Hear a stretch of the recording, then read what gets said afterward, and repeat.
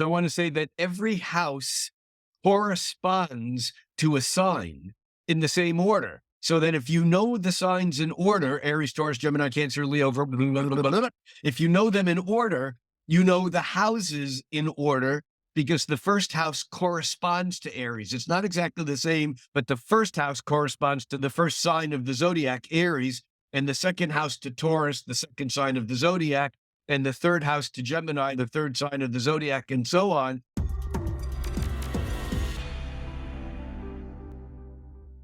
You ever get confused by the houses in astrology? Well, today's astrology class is going to clear things up. I'm here with master astrologer Rick Levine, Astrology Hub's own cosmic rock star, to help you crack the code on the 12 astrological houses. Make sure you have a pen and your chart handy, and let's dive in. All right, Rick, let's do it. I got my pen. I have a red one too. Red ones. It's for Aries. Aries is Martian. It's red. There we go. All right. What are the 12 houses? People are always asking questions about the houses. Give us the download. Okay, the 12 houses are the first house, second house, third house, fourth. So here's the simple deal. Astrology is based upon a division by 12 of the circle, of the cycle, of the orbit of planets. And we call that the zodiac. In astrology, we map the planets in the signs of the zodiac, but in the horoscope, when we do a horoscope chart, we divide the chart up into 12 sectors, and they have meanings similar to the signs of the zodiac, but they're not the signs of the zodiac, because the signs of the zodiac are where the planets live. It's like someone comes from France and someone else comes from India, and they have different characteristics based upon the country in which they live. The zodiac signs are like the countries they live in. Okay. The houses are like the areas of our life where the planets, they're the animating characters, they're the energies. And so planets come from countries or signs of the zodiac, but they live out their lives in different circumstances is a good word for houses. So the houses represent the circumstances of our lives rather than the countries that they are culturally connected to. Before we go into each of the houses and what they represent, let's cover this one that comes up all of the time. I know what you're going to ask. Why are there so many house systems, and is one more accurate than the other? Yeah, the one that's more accurate than all the others is it's whichever one you choose to use. Now, I know this is confusing for beginners in astrology, but the fact of the matter is that there are 4 points that are the same in every house cusp. Cusp is just Latin for edge. If you're born between two signs, that's like being born on the cusp. But every house has a cusp at its beginning and ending. And so the house cusp systems, of which there are some 30 of in widespread use, are all different, except they all have 4 points that are the same in every one, and those are the ones that matter. And those are the cardinal points known as the ascendant and the descendant, the horizon, and the midheaven, the point at which the planets reach the highest point in the sky, and the imium celli, which is the bottom of the heaven, the medium celli and the imium celli. And those 4 points are cusps in most systems to houses also. But regardless of what house cusp system you use, those are the only 4 points that are the same in all of them, which leads me to think that whatever house cusp system you might use, and most of us use the one that our teacher used, and there are different rationales and validations for each of them. But if any of them were real, then everyone would use them. The fact is that all the houses are made up, they're convenience points for mapping. So it doesn't matter which house cusp system you use, just treat all the houses with a little bit of, what's the technical word? Slop. A little bit of kind of openness around where each house moves from one house to another. At least that's what I do.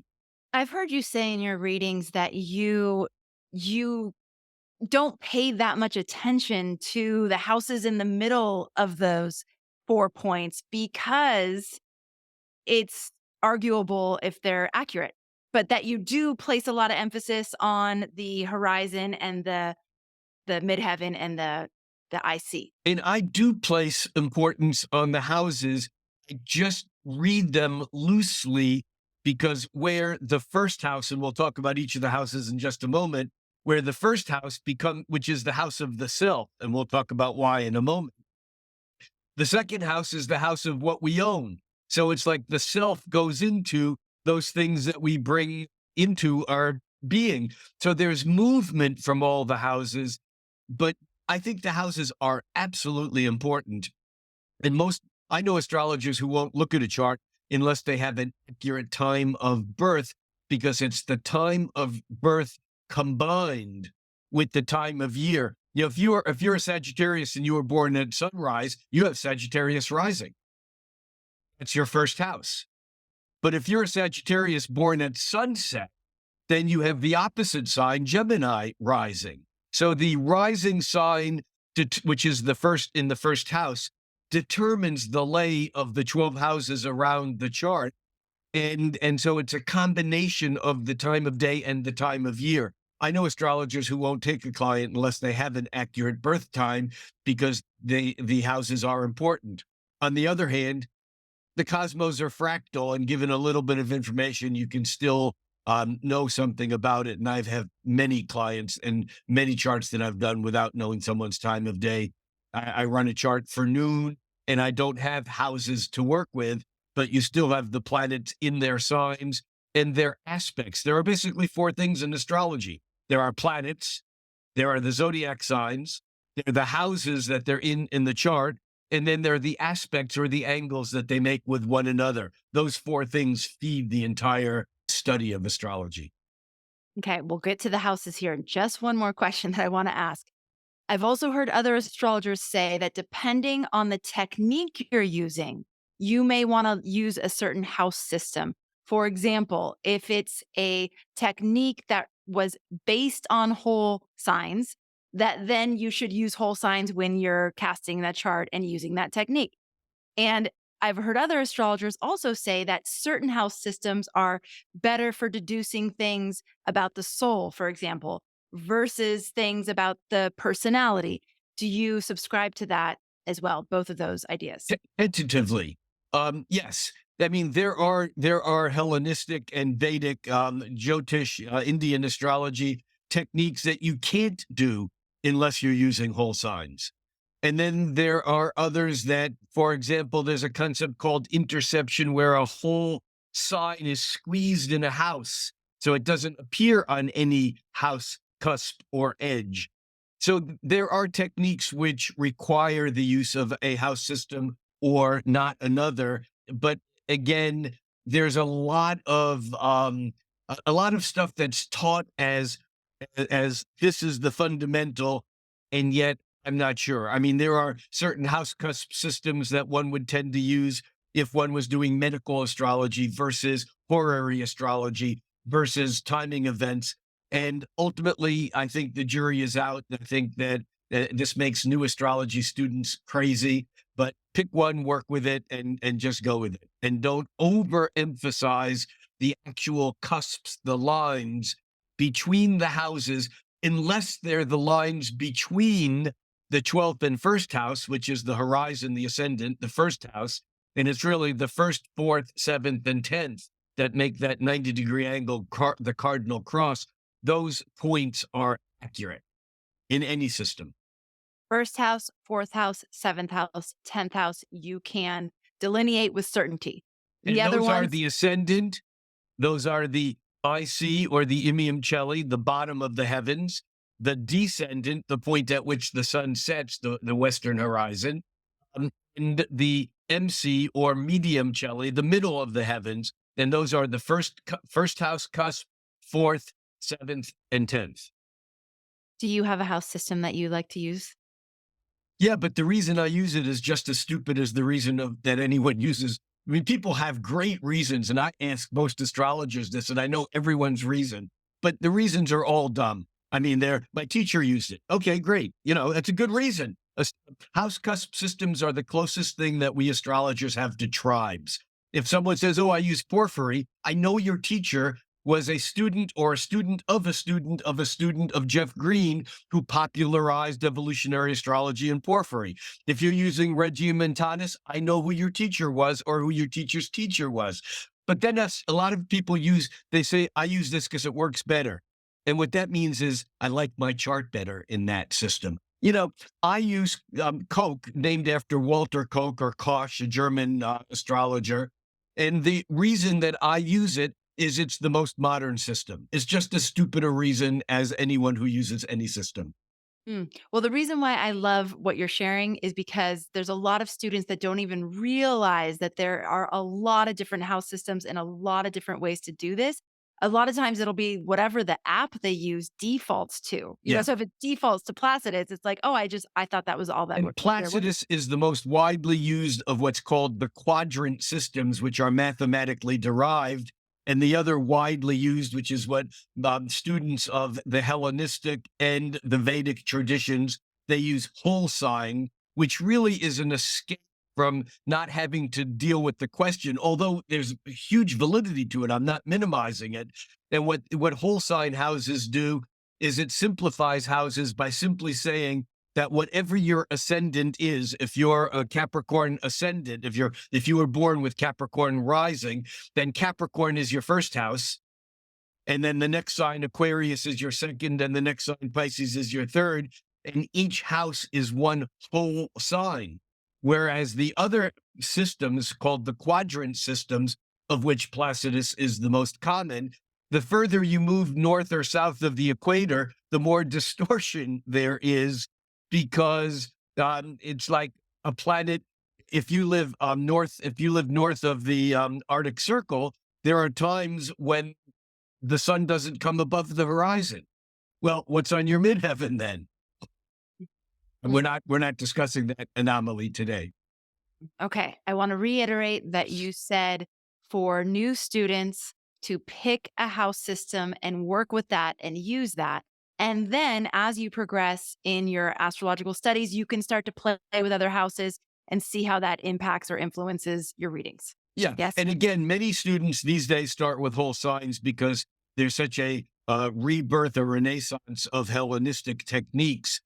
I just would caution them to understand that it's not the only tool for doing houses, and that Placidus and Koch are probably, or Koch, it's Koch. And, it's like, there are astrologers who say things go better with Koch. Whichever one you use, but Placidus is the most widely used of the quadrant house systems. Let's go to the walk through all the houses and what they mean. Before we do that, make sure you hit subscribe on the channel. All right. Okay, but we're not going to walk through them. We're going to fly through them. Ooh, let's fly through them. Sounds good. Because we could spend an hour on each house and really just touch the tip of the iceberg, because these are the houses encompass the areas of our life, which are very complex. And the areas of my life, how my first or second or third house exists, is different than how they work for you in the circumstances of your life. Absolutely. But there are some general rules, and that's what we'll fly through. And in your foundations course, you go into way, way more depth. So we'll make sure and drop that link into the show notes. So if any of you are interested in studying with Rick, you'll have an easy way to find out about his astrology foundations suite of courses. All right. First house. All right. So before we do this, I want to say that every house corresponds to a sign in the same order. So that if you know the signs in order, Aries, Taurus, Gemini, Cancer, Leo, if you know them in order, you know the houses in order, because the first house corresponds to Aries. It's not exactly the same, and that's what we'll talk about in just a moment. But the first house corresponds to the first sign of the zodiac, Aries, and the second house to Taurus, the second sign of the zodiac, and the third house to Gemini, the third house of the third sign of the zodiac, and so on. But there's a slight difference because, again, the zodiac signs are like nations. Aries, which relates to the first house, is about spontaneity. Aries is about pioneering. It's related to the planet Mars. And so it's about doing things, and it's about physical energy. So the circumstances of one's life when you have planets in the first house, regardless of what zodiac sign they are in, it's about how you appear to the outer world. It's about the first impressions you make on other people.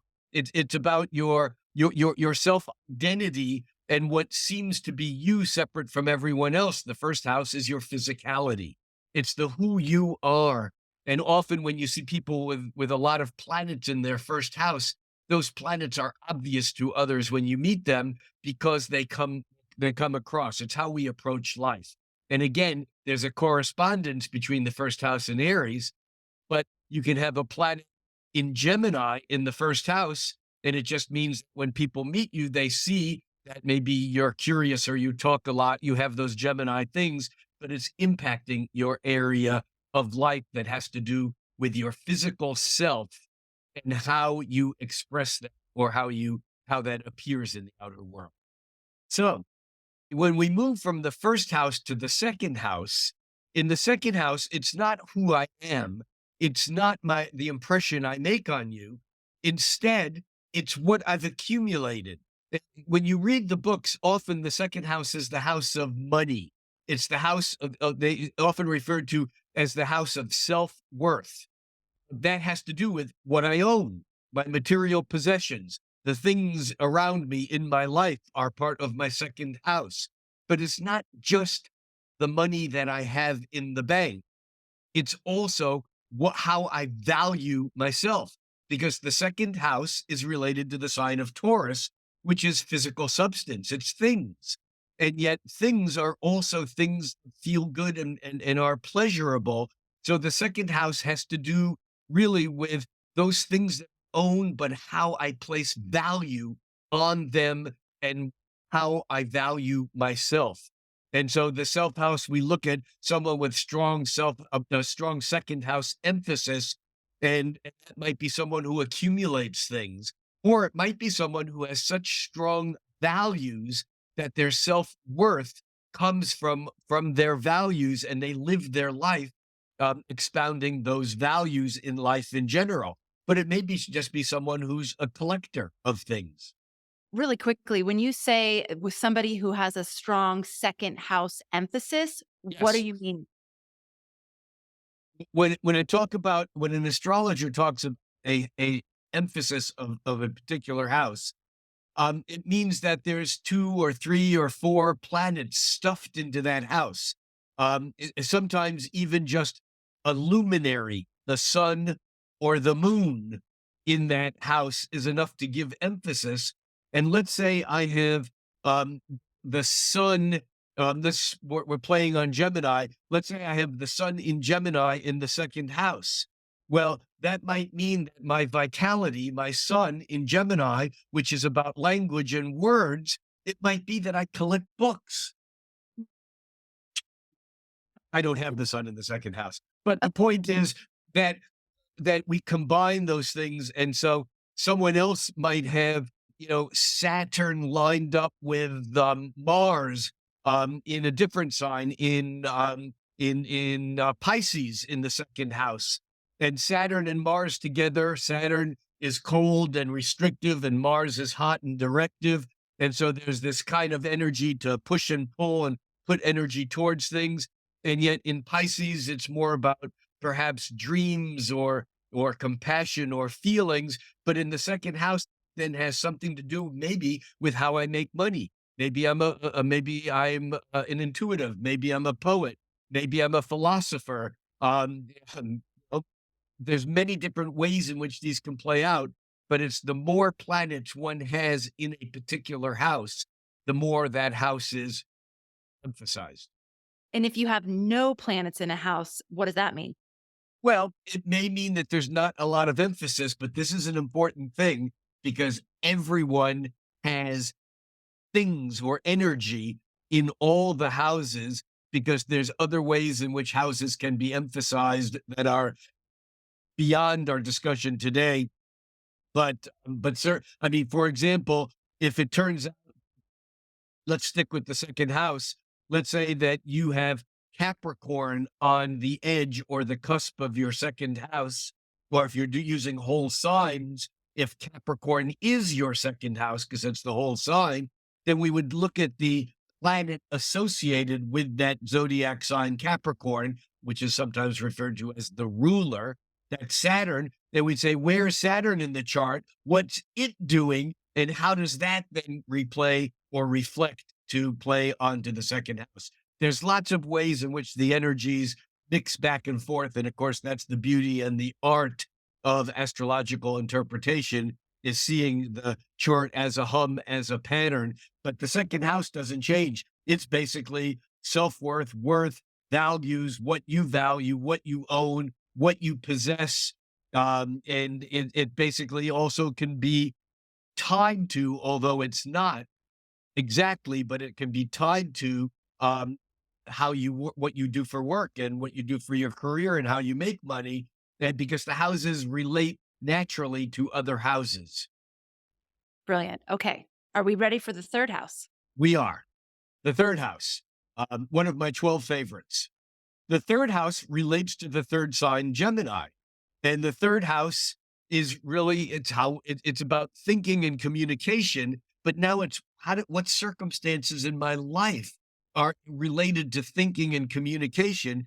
And the third house is the house of brothers and sisters. It's siblings. Why? Because when we grow up, there's that chitter chatter, that back and forth communication that happens, that's unimportant, but it's the fabric of the noise of our lives. And the third house is our daily kind of like back and forth energies. It's our social activities. It's how we think, but it's how we interact with others as if they were siblings. The third house, I think of it, is also the house of short journeys or short trips. And we'll see when we get around to the opposite houses, how the houses relate to their opposite, because as the third house is the house of like driving back and forth, commuting to work or going to the local neighborhood store every day, the opposite house, the ninth house, the house relating to Sagittarius, we'll get there in a moment, is the house that has to do with long journeys. Instead of driving back and forth to the local 7-Eleven, that would be the third house, or having mindless conversations with my brothers and sisters as I grow up. The ninth house is having philosophical conversations at the university or taking a journey to Kilimanjaro. Hey there, I hope you're loving this episode. Now, if you want to go one level deeper with your understanding of the houses, we created a free PDF guide for you that helps you understand how to find the planetary rulers of the houses in your chart and begin the interpretation of what that means. It's super juicy. Head on over to the show notes and we'll drop the link right there. Now back to the masterful Rick Levine. So with the fourth house, we actually go over into a new quadrant, and the quadrants are based on three houses, because the quadrants are dividing the 4 points, the ascendant and descendant, the midheaven. You like my little graphic here? And the fourth house cusp is the bottom of the chart. It is the IC, the Emium Celli in quadrant systems. So the fourth house is really the house of beginnings. In some ways, the fourth is related to the sign of Cancer. It's nurturing. The fourth house is our home. The fourth house is our it's our roots. It's our family of origin. It's our mother. Now, interestingly enough, in many systems, the fourth house is the mother, and the opposite house, the 10th house, is our father. But these houses flip in different systems. But regardless, the fourth house has to do with our foundations. It has to do with our life's origins, our roots, our heritage. And you look at the fourth house, and often a planet in the fourth house, like Saturn, for example, the planet of restriction, if it's emphasized in the fourth house, it might indicate that you had a family origin story that was restrictive, as opposed to someone with Jupiter in the fourth house, regardless of what sign it's in, that might indicate that your origins, that your mom was more expansive, Jupiterian, and open. These are oversimplifications, but you get the idea, because the fourth house is not Cancer. It's not the moon, which is how we nurture. It's the places in our life where we should get nurturing, caring, self-care. It's where we express our emotions, and it's certainly related to our family. But it's not having children, but it's our life as a child would be fourth house related. Mm. As Rick is going through these examples, and when he's giving examples of what it might look like to have a planet in a certain house, if you have that in your chart, let us know in the comments if this is your experience. You just talked about Jupiter in the fourth house and an expansive mother. I have Jupiter in the fourth house, and I have always said I basically hit the jackpot in the family area, in the family arena. And my mom's amazing. And Yeah, my mom, as amazing as she was, I have Saturn in the fourth house. I grew up in New York, and I moved across country basically to get away from my mom. And I'll be punished karmically for saying that. But but I wasn't so much in a restrictive household, as I felt my mom was heavy-handed in a way, right. rather than, I mean, there was encouragement also. It's not, nothing's black and white, but it's interesting. That's a good example of how planets in a house work. And I would imagine that your Jupiter is in a very different sign. What sign is your Jupiter in? You know? Gemini, Gemini, Gemini. And my Saturn is in Leo. So both of those are in our fourth houses, though. And it would be taken into consideration that your Jupiter and Gemini might have been that your mom at home, and there's certainly other ways this could play out, was actually communicative and encouraged curiosity Oh, and totally. learning and so on. Yes. Whereas the Saturn in the fourth house was more about encouraging discipline and get the work Mm, done and follow through. So yeah, that's kind of a good example of how this stuff plays. amazing. Yes. So again, I'm going to invite you, anyone listening, to share your reflections in the comments. All right. Right. And if you don't know what houses your planets are in, obviously you can go online and get a quick printout, and houses just go in order from 1 to 12, starting from your ascendant.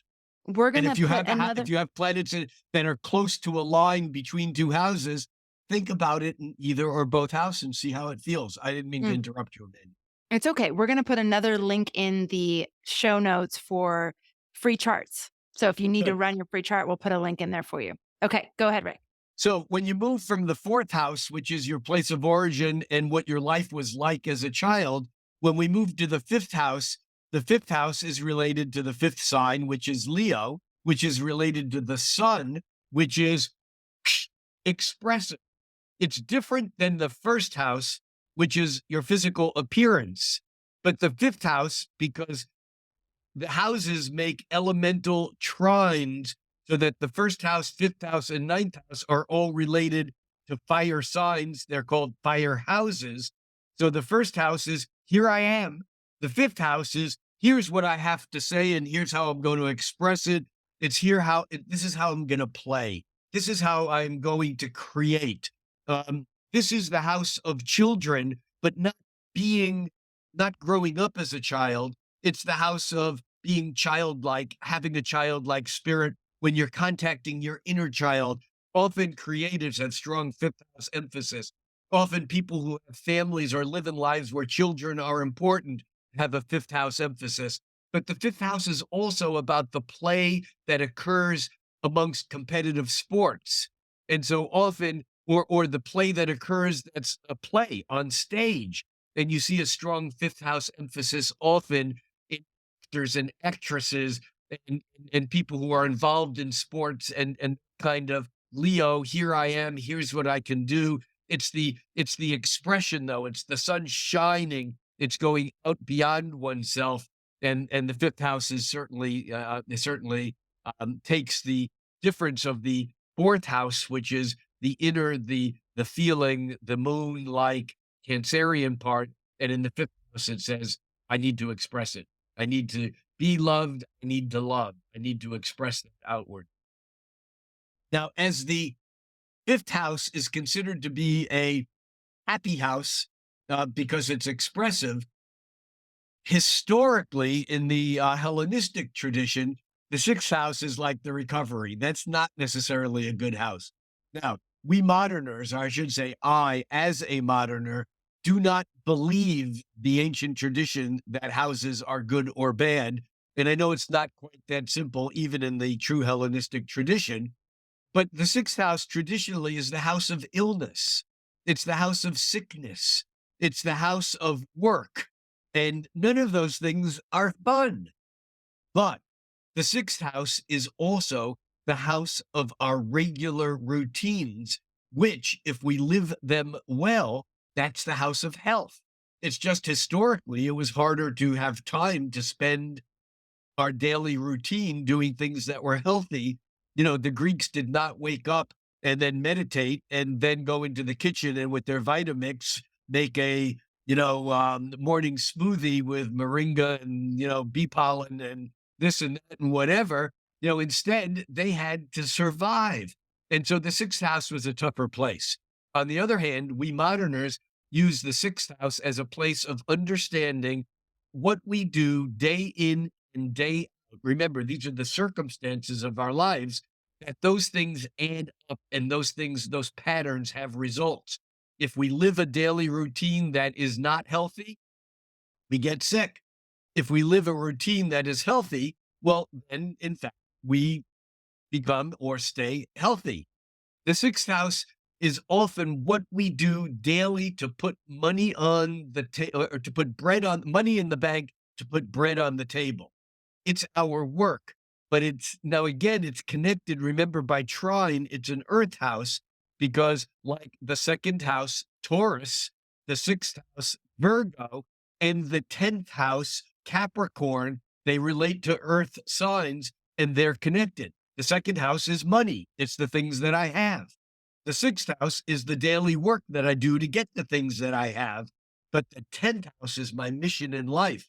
It's my career, which isn't necessarily the work job that I have to do. I might be waiting tables while I'm writing the great American novel. And so writing the great American novel becomes my long-term goals. We'll get there in just a moment.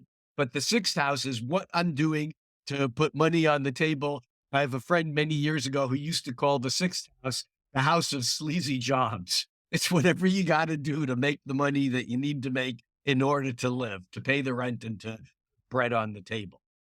And then the fourth, fifth, and sixth houses combined are the second quadrant, because when we get the cusp from the sixth to the seventh house in quadrant house cusp systems, that's the descendant, that's the western horizon. And so that is a point that is accurate. If you have a planet when you were born on your descendant, in fact, on any of the angles, the ascendant or descendant, the MC or the IC, those planets are emphasizing those houses, the first, fourth, seventh, and 10th houses. When we get to the seventh house, something happens, because now all of a sudden, every house that we're talking about is a house that is exactly opposite a house we've already talked about. The first house, Aries, is opposite the seventh house relating to Libra. The first house is my self-appearance. It's the body. It's the impressions I make on other people. The seventh house is my relationships. It's my marriage. It's the business partners.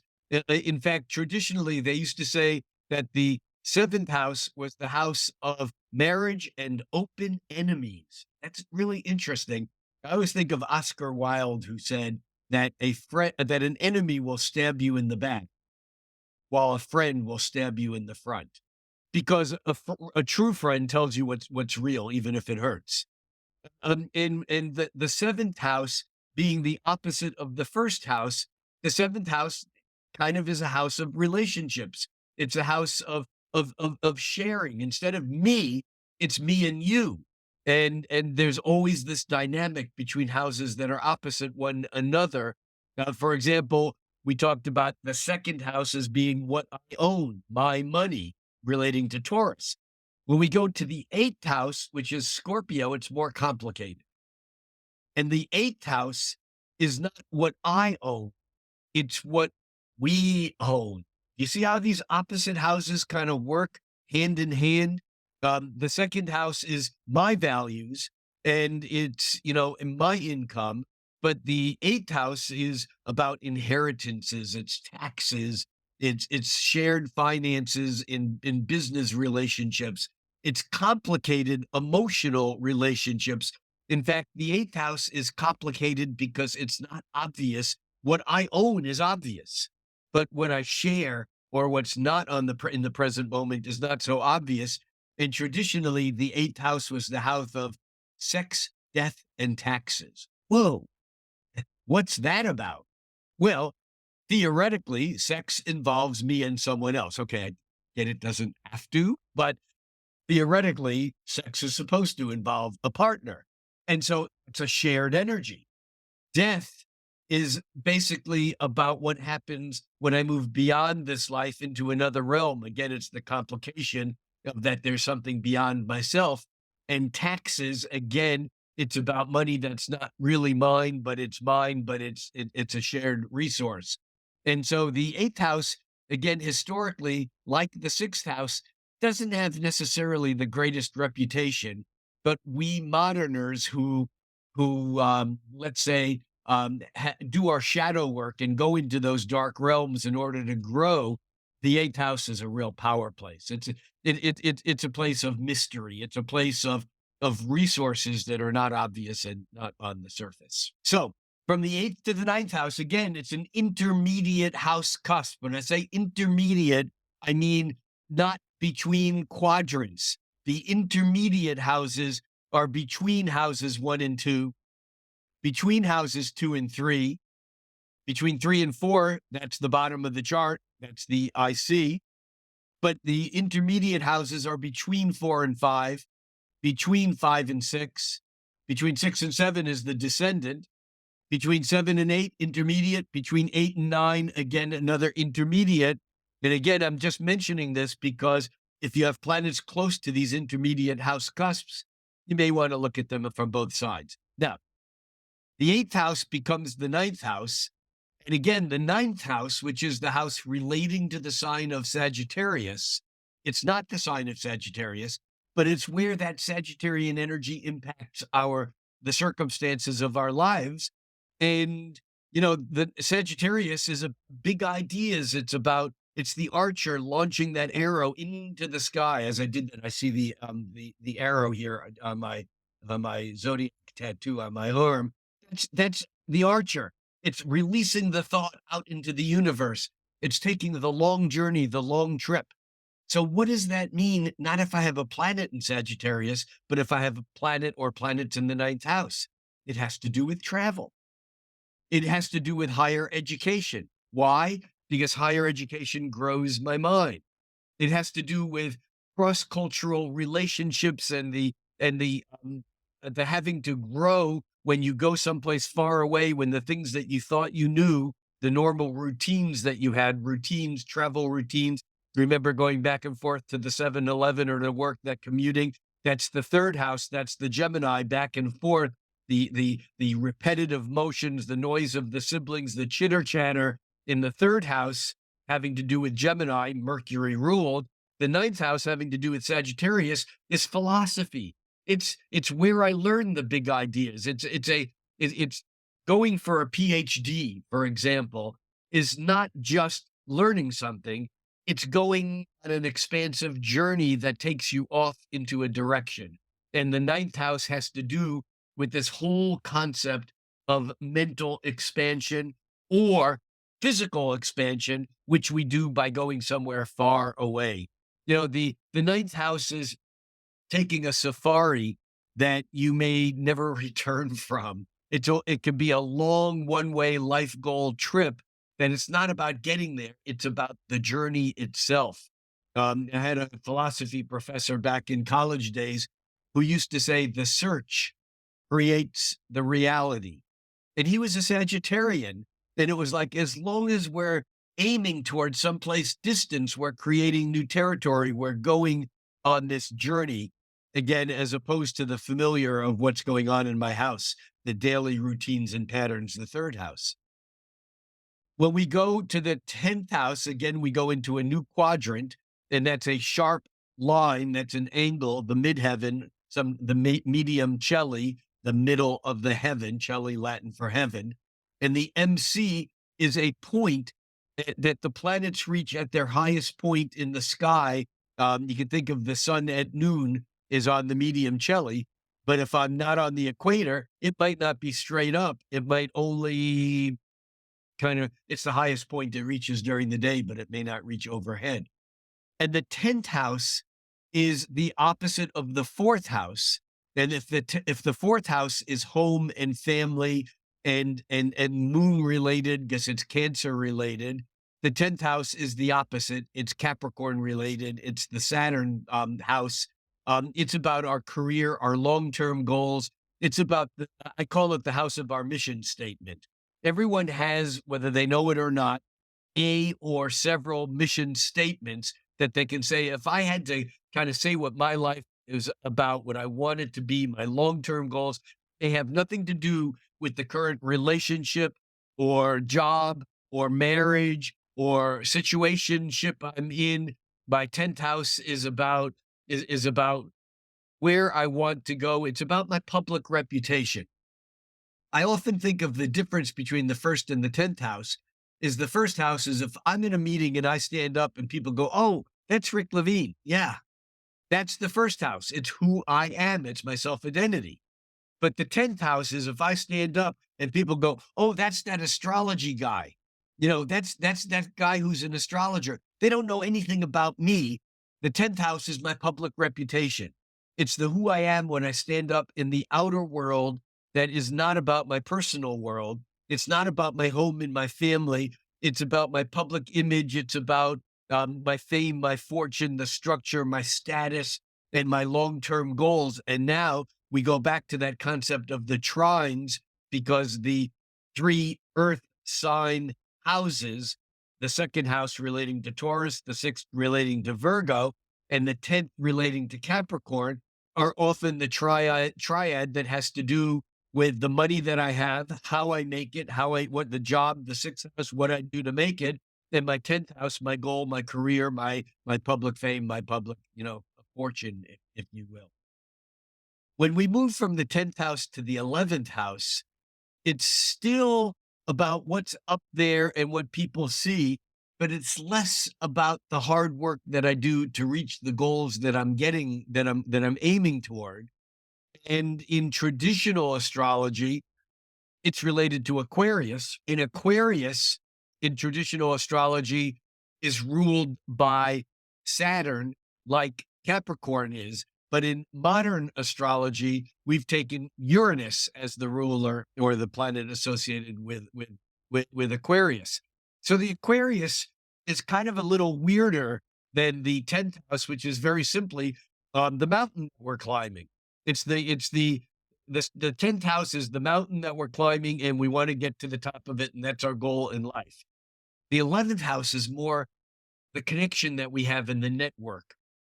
It's our collective connections. It's the groups that we're a part of. It's our friends. It's our social awareness. It's the dreams that we have about what we want in the future, even though we may not have a plan to get there. That would be the 10th house. But it's those traditionally, I think in the Rosicrucians, they called the 11th house the house of friends, hopes, and wishes. It's a little fuzzier, but it's also the 11th house relating to Aquarius is about the future. In fact, everyone has the 11th house in some way on their mind these days, because with Pluto's move into Aquarius, where it's going to be for 2 decades, there's something about that connection to technology and the future and the humanity as a whole, because the 11th house is really about the technology of how the community communicates with each other, and certainly technology, the internet, and all of that is part of the 11th house. But you see charts with strong 11th house emphasis. My chart is one of them, incidentally. I have the Sun, Mercury, Venus, and Mars, and the North Node all in the 11th house. and I am a bit of a social creature. You know, I mean, people who know me know there's another whole side of me, but that's where my energy goes. It goes into that 11th house of futuristic and kind of cultural connection, and it's certainly part of my love of astrology. And it's been said that astrology is related to Aquarius, or the 11th house. But I'm not of the belief that there are one-to-one, simple one-to-one correspondences. And I think a case could be made that Mercury, the planet of communication and connections, is the planet related to astrology. But Saturn is the planet of time, Chronos. That's, Mm. Saturn is just Latin for Chronos, which is Greek, which is time. So one could say that astrology is connected to a lot of different things, but there are people who put Aquarius and or Uranus, that electrical awareness that occurs from Aquarian energy. And the 11th house certainly can be an emphasis towards those people who are futurists or futuristically oriented. The 11th house is also sometimes referred to as the opposite of the fifth house. And remember, the fifth house is love given. It's how I love. It's that creative Leo kind of playful expression of romantic, even playful love. The 11th house is not how I give love, it's how I receive love, which is how I connect to the community. So again, there's connections between the opposites of each of these houses. And now we get to the 12th house, opposite sixth house. And like the sixth house, the 12th house in Hellenistic and in Jyotish, the 12th house is a bit of a bummer. It has an upside, but it is the house that is related to, ooh, bad endings. If the seventh house is the house of our open enemies and open relationships, the 12th house is the house of our hidden. The 12th house is being stabbed in the back. The 12th house is jails, hospitals, insane asylums. These are all the traditional meanings of the 12th house. It's if you're a human, things are not going to end well. Um, and because that's the way it used to be in history, it's that which limits us. It's that which does not work out well for us in the end. It's the limitations of being locked up in a hospital or jail cell in an asylum or trapped somewhere. Now, here's the interesting thing about my whole take on the difference between the ancient traditions, which I put a lot of appreciation, love, and value toward, but they're not the same as the moderners because because historically the 12th house is the house of our self undoing. The first house is ourself. We already talked about the 12th house, which is the last house before it recycles into the first house. The 12th house is where the self falls apart. It's about disintegration. The first house is self, it's integration. And then that whole cycle of the 12 signs, the 12 houses. And in the 12th house, that's where things fall apart, which is why historically it gets a bad rap. But here's the crazy thing: many of us in this day and age have, from an early time in our life, particularly since my late teen years, many of us not until our 20s, 30s, or 40s even, but we consciously undo ourselves rather than facing the denial of self-undoing and what that means that makes us sick or crazy. Instead, we take the light of awareness and shine it into that hidden 12th house, and that becomes the house of spirituality. It becomes the house of the power relating to Pisces. Now, Pisces is one of those signs that it's the fish swimming in opposite directions. It can go either of two ways. Pisces is the highest level of spiritual awareness, and it's also the addict who is an incurable or dies of alcohol poisoning or whatever, because it's about moving outside of this plane of existence. It's about self undoing. So if I'm in a spiritual tradition or even therapy, understands the ego, and I'm in some way shining light on the hidden portions of my unconscious, which is the 12th house, or is connected to the 12th house and the 8th house, if I'm making my awareness going to places that were invisible, then I am altering my karma by actually, instead of being the victim of self undoing, I am now on a spiritual journey of undoing myself. And so the 12th house is not any means, but do you see how the houses actually all, unlike the signs, the houses all have to do with circumstances in our real lives rather than characteristics or energies. The planets are the animating forces of astrology. Mars is energy. Venus is what attracts us. The sun vitalizes us. Saturn restricts us. They're forces. The signs are like the clothing, the costumes that we wear. Mars, Aries is red and fiery. Capricorn is more laid back and more traditional. And yet when we get to the houses, they are more relating to areas in our lives of how these energies express. I love it. Okay. So, Rick, that was a brilliant walkthrough of the signs. I know that we could go way, way, way deeper. I know that you did in the Astrology Foundations class. So, again, that link is in the Yeah. show notes.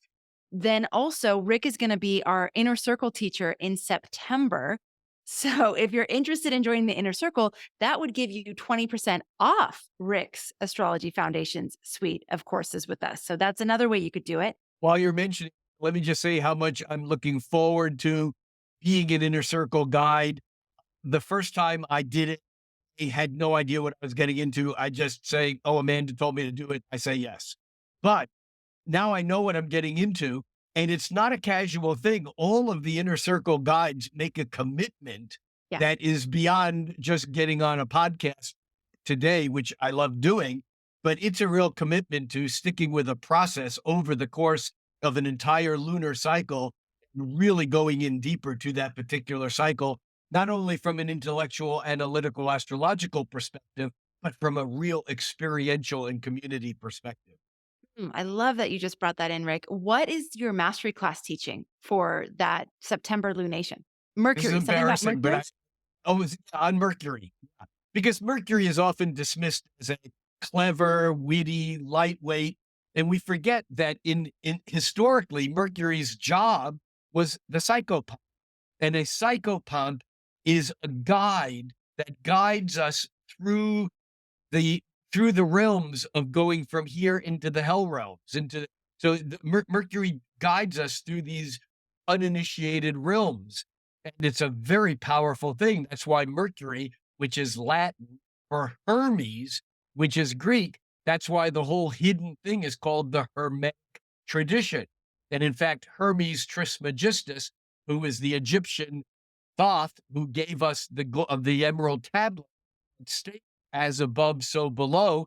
This is Mercury's teaching. And so I'm really excited about digging deeper into the heavier, serious side of Mercury.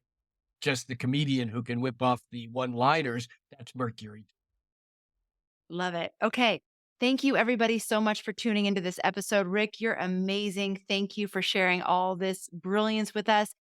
If you have more questions about the houses, put them in the comments so that we can continue to build more resources for you around houses. It's one of the things we get asked the most. There's a lot of confusion. So hopefully we were able to clear some of those clouds around the houses today and help you see a little bit more clearly. And thank you again, everybody, for being here, for being a part of our community, and for And making Amanda, this it's so. always such a pleasure to be here with you. Thank you for this opportunity to share with our community. Yes, exactly. Thank you so much, Rick. And thank you, everybody, for making astrology a part of your life. We'll catch you on the next episode.